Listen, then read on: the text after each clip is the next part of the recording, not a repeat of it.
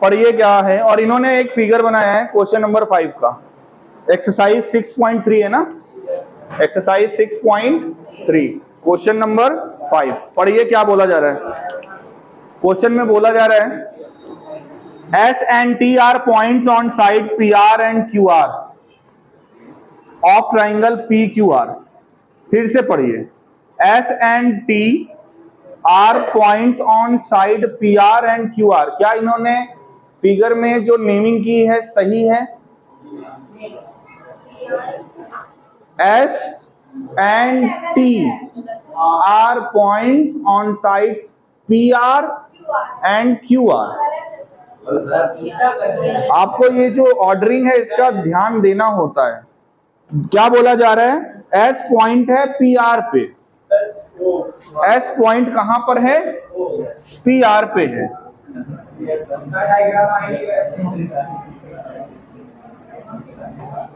चलो, तो क्या बोला जा रहा है? एक ट्राइंगल है पी क्यू आर, ट्राइंगल है P Q R, point S है पी आर पे। यहां पर एक पॉइंट है जिसका नाम क्या है? एस, एंड टी पॉइंट है क्यू आर पे। टी पॉइंट कहां है? क्यू आर पे। Such that angle P, angle P ये है, एंगल पी बराबर है किसके? Angle R T S. T S को ज्वाइन करो, आर टी एस यही होगा। What is given? इसको लिखो पहले। गिवन है angle P is equals to angle R T S. समझ में आ रहा है कि ये एंगल और ये एंगल इक्वल है, ठीक। उसके बाद so that angle triangle R P Q, हमें क्या प्रूव करना है? To prove triangle R P Q is similar to the triangle R T S. क्या प्रूव करना है? R P Q is similar to R T S.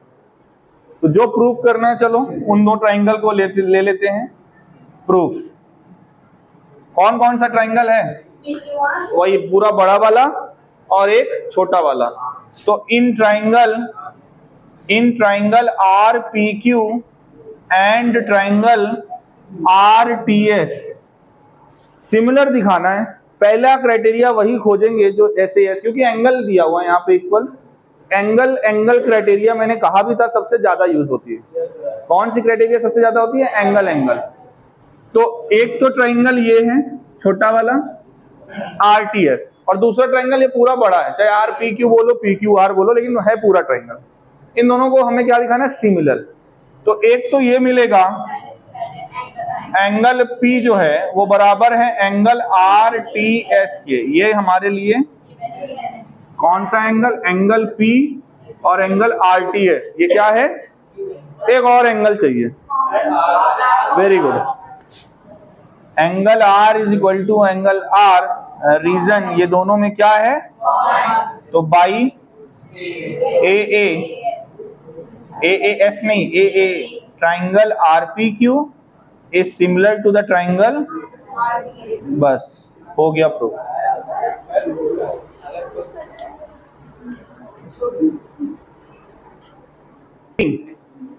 क्या बोला जा रहा है? If AD and PM are medians of triangle.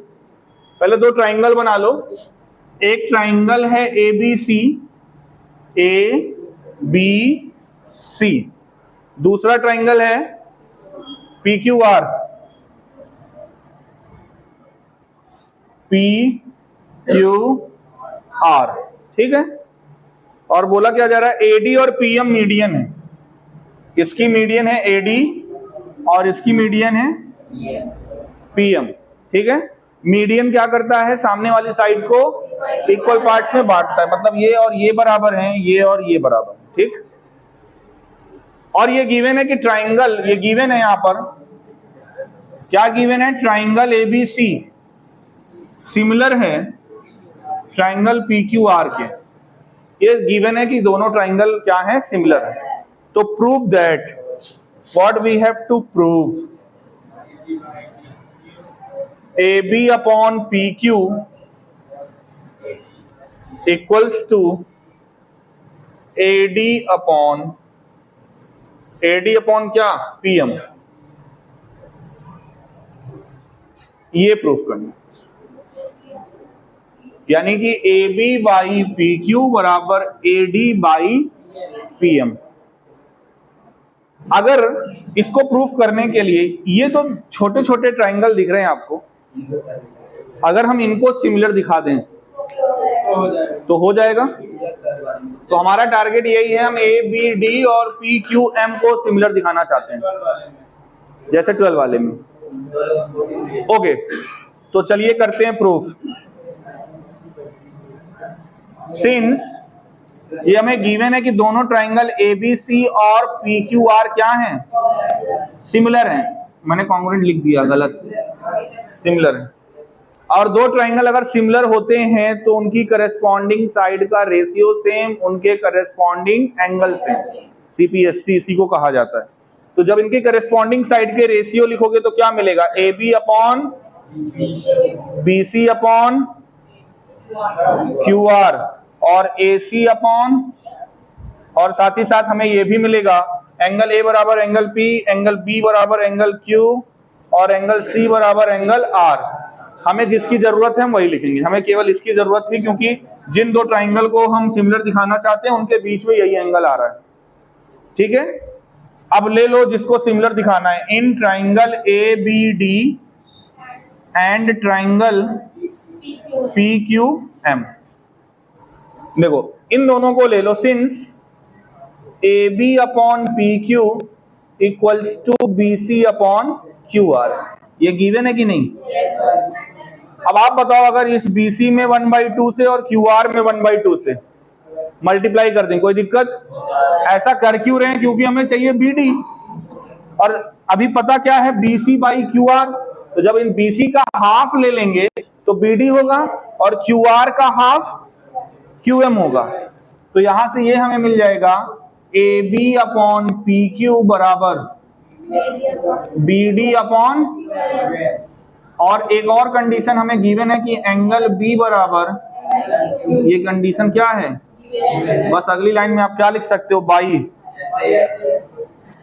Triangle ABD similar to triangle PQM। अब ये दोनों सिमिलर तो इनकी करस्पॉन्डिंग साइड का रेशियो सेम, यानी कि AB upon PQ equals to AD upon equals to BD upon, हमें केवल चाहिए कितना, और करके आप इसी को लिख दो, AB upon PQ equals to AD upon, hence proved. ये है क्वेश्चन नंबर,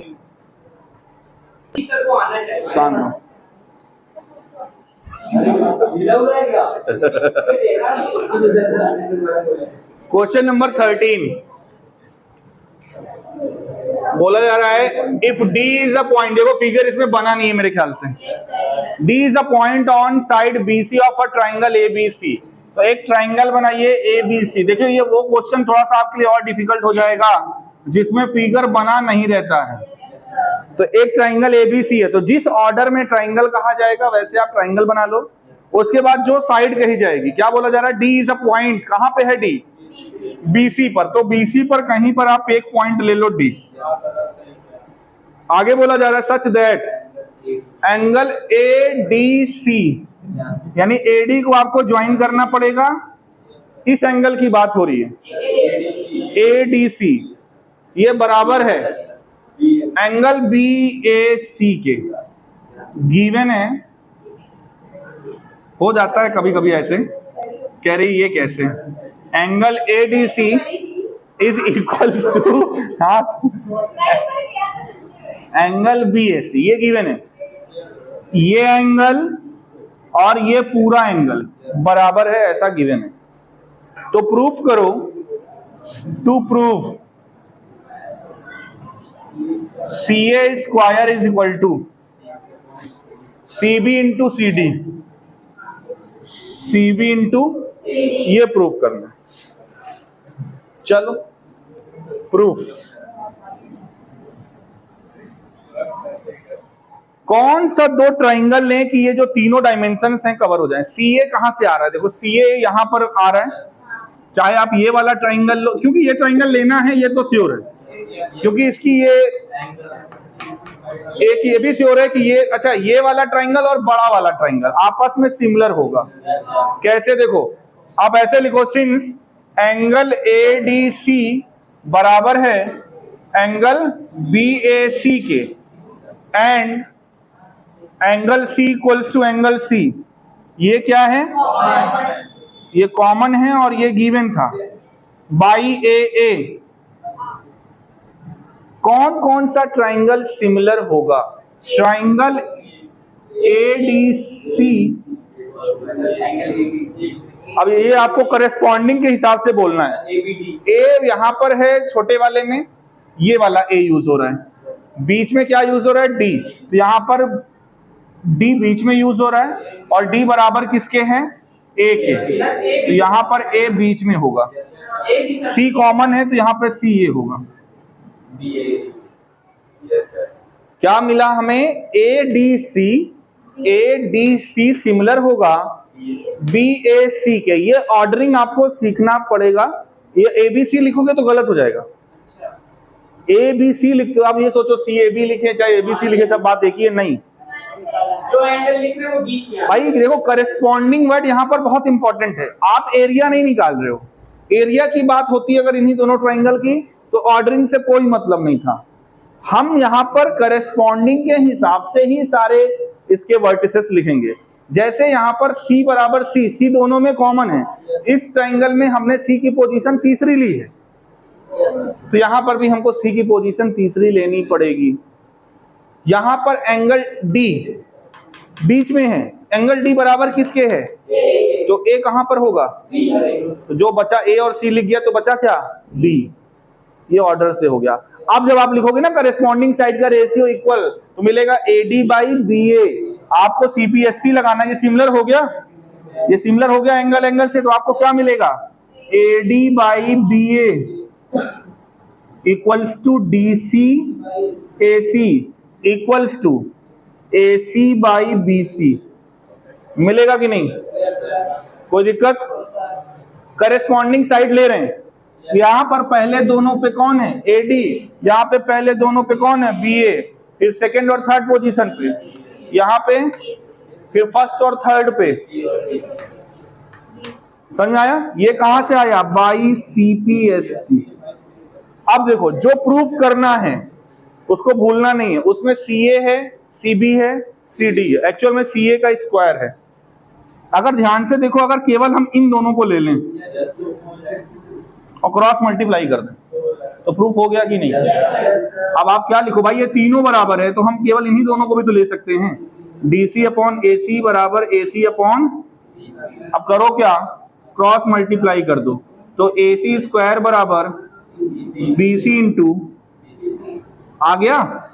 अब AC लिखो CA लिखो, उसमें कोई दिक्कत आई, चाहे AC बोलूं मैं चाहे CA बोलूं, लेंथ तो वही आएगी ना।